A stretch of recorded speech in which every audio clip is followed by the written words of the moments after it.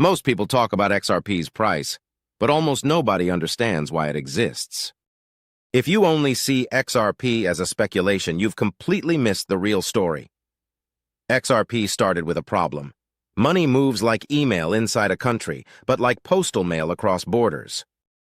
If you've ever sent an international bank transfer, you already know the pain. Delays, fees, limited transparency, and the strange feeling that nobody can tell you exactly where your money is right now. The reason is structural. A lot of cross-border payments still rely on correspondent banking, where money hops through multiple intermediaries, and banks pre-fund accounts called nostro vostro to make sure liquidity is available in the destination country.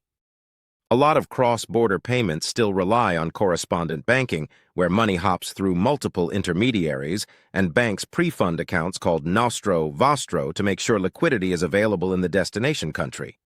That system works, but it's expensive, slow, and capital inefficient. This is the real context for understanding Ripple and XRP, not as a meme, not as just another coin, but as an attempt to modernize cross-border settlement, liquidity, and payments infrastructure. Today, we'll break down what XRP really is, where it came from, what it does on a technical level, what Ripple built around it, what the strongest real-world use cases are, and what still remains unclear, especially around regulation, adoption, and incentives. And throughout the video, keep one picture in your mind. XRP is designed to be a neutral bridge, a liquid instrument that can move value fast, between two currencies that don't naturally connect. The first clarity, Ripple, XRPL, and XRP are not the same thing. Let's clear up a huge confusion right away. Ripple is a company. XRPL, the XRP Ledger, is an open, decentralized blockchain network. XRP is the native digital asset of the XRP Ledger. Ripple builds payment products and infrastructure. XRPL is the underlying network technology. XRP is one asset that can move on that network, and it can also serve as a bridge currency when converting between fiat currencies. That distinction matters because a lot of debate about XRP is really debate about Ripple's business strategy, Ripple's partnerships, and Ripple's regulatory story, not about the ledger itself. Where XRP came from, the Bitcoin without mining idea. XRP traces back to an early question that was radical at the time. What if you could build a ledger like Bitcoin, but without proof-of-work mining, without huge energy use, and without waiting minutes for confirmation? The XRP Ledger launched in 2012, and XRP was created specifically with payments in mind, fast settlement, low fees, and high throughput. From the beginning, the design goal wasn't to be digital gold. The design goal was to be digital movement, a system where value can settle in seconds, reliably around the clock. The XRP Ledger doesn't use proof of work and it doesn't use proof of stake.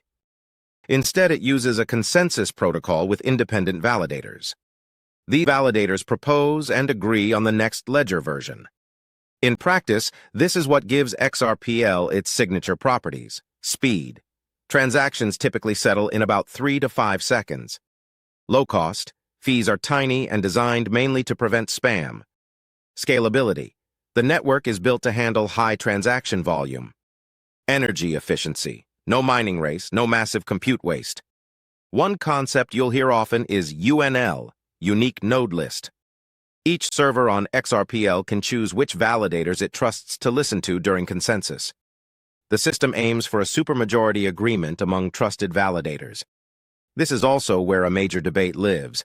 Critics ask whether validator selection creates centralization pressure, while supporters argue that the validator ecosystem has grown and the ledger is meaningfully decentralized in practice. So when people ask, is XRP centralized? The honest answer is, XRPL is decentralized in validator structure, but its trust model is different from Bitcoin, and that difference matters.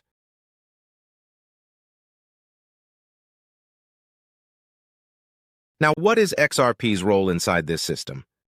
First, XRP is the native asset that can be transferred directly on XRPL with fast finality. Second, XRP is used for transaction fees, which are extremely small. This isn't about revenue. It's about protecting the network from spam and ensuring the ledger stays usable. Third, XRP plays a role in the account reserve model on XRPL. A small amount of XRP is required to activate and maintain accounts and objects on the ledger. Again, that's an anti-spam and network health mechanism. But the most important function, the one that defines XRP's identity, is this. XRP is designed as a bridge asset for liquidity. Think of XRP as a high-speed liquidity connector. If you want to move value from currency A to currency B, you need liquidity on both sides, and you need something that can connect them without friction. Traditionally, banks solve this by holding money everywhere: parked capital, pre-funded accounts, and slow reconciliation. XRP's vision is the opposite: source liquidity on demand, convert in real time, settle in seconds, and avoid parking capital in dozens of places. Ripple's most famous product concept here is on-demand liquidity, often called ODL. In simple terms, ODL uses XRP as a bridge, convert fiat currency into XRP in the sending market. Send XRP across the XRP Ledger, settling in seconds. Convert XRP into destination fiat currency in the receiving market. The point is not to hold XRP long-term. The point is to use XRP as a liquidity tool that lives in the middle for a short moment, so a payment can settle without waiting days and without locking up capital in advance. Ripple now positions its solution as Ripple Payments, designed to support transfers using XRP and stablecoins and to route value through the XRP Ledger for fast settlement. In their framing, this is an alternative to the traditional correspondent banking stack, where messaging, intermediaries, and delayed settlement add cost and complexity. Why this matters: the hidden cost of trapped capital. If a bank or payment provider has to pre-fund accounts in many countries, that money is not working. It's sitting. To understand why ODL is attractive, you have to understand how expensive idle liquidity is. It's trapped. It can't be invested, lent, or used elsewhere. So the killer feature here is not the word blockchain. The killer feature is capital efficiency, real-time settlement that reduces the need for pre-funded accounts. That's why Ripple's narrative is appealing to fintechs and payment providers. Less friction, faster settlement, improved tracking, and potentially lower cost, especially in corridors where liquidity is available and the business case is strong. Use cases that actually make sense for XRP. Now let's get practical. Where can XRP realistically create value? 1. Cross-border payments and remittances. This is the flagship use case, moving money between countries faster and cheaper, especially where banking rails are fragmented. 2. Treasury and liquidity management. Corporations and financial institutions often need to move funds between subsidiaries, regions, and accounts. The faster and more predictable the settlement, the better the cash flow. 3. Payroll and disbursements. Gig economy payouts, contractor payments, creator payouts. These use cases want speed, low fees, and 24/7 availability. 4. Trading collateral movement.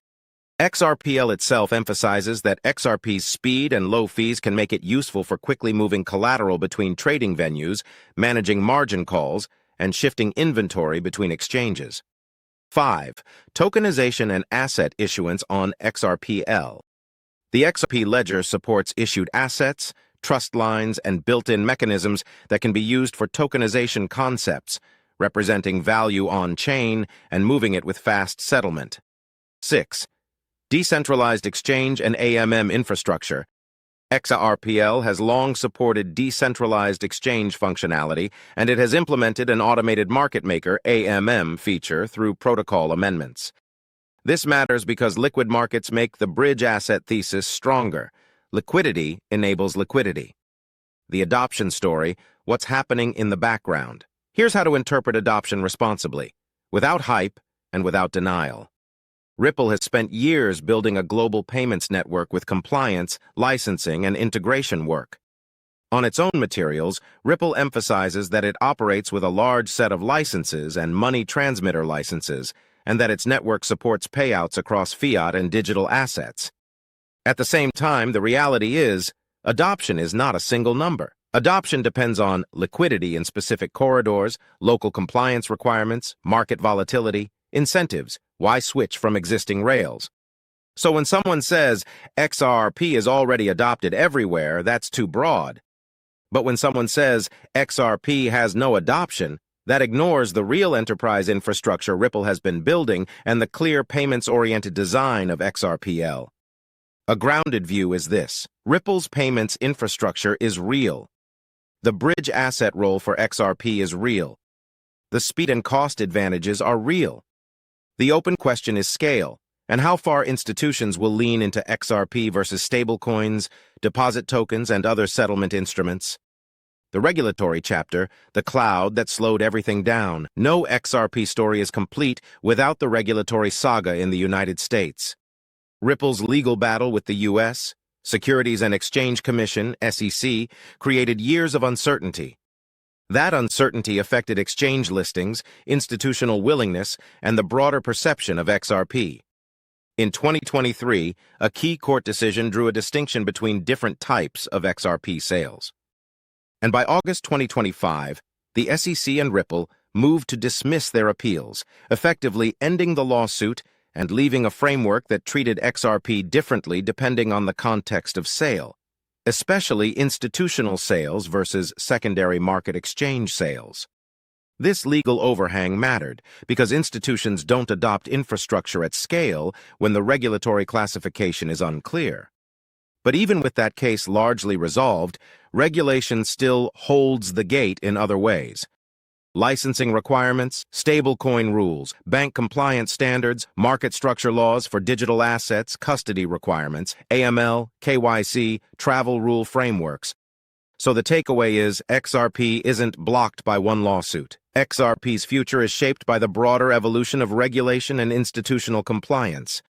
The new financial system question: what XRP could be and what is still unclear. When people talk about a new financial system, they usually mean a stack made of 3 layers. Layer 1, tokenized money, stablecoins, deposit tokens, CBDCs. Layer 2, tokenized assets, bonds, funds, invoices, carbon credits, real-world assets. Layer 3, settlement and interoperability, the rails that move value and reconcile ownership. Where could XRP fit? One realistic role is as a neutral bridge asset in corridors where it's cheaper to bridge through XRP than to maintain direct liquidity pools between every currency pair.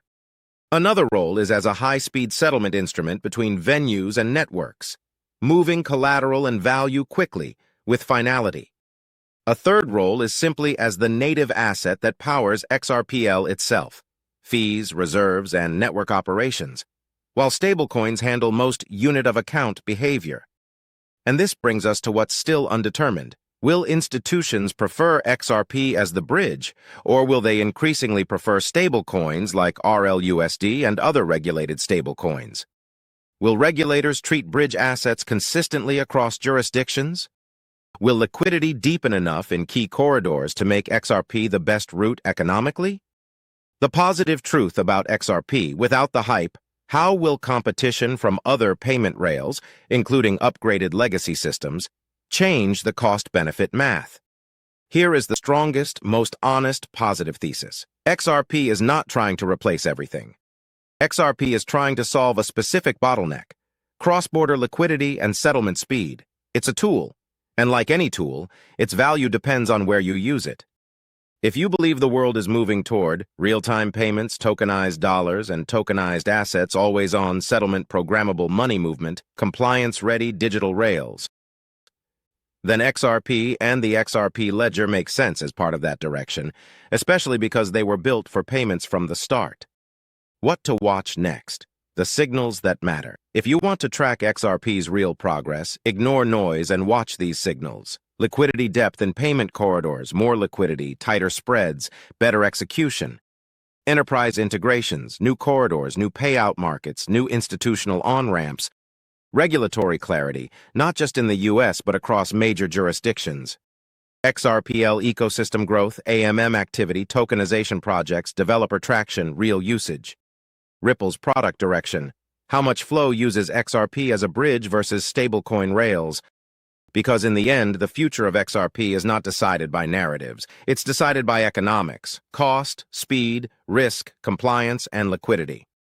So if you remember one sentence from this video, let it be this. XRP was created to move value fast, when the traditional system makes that movement expensive and slow.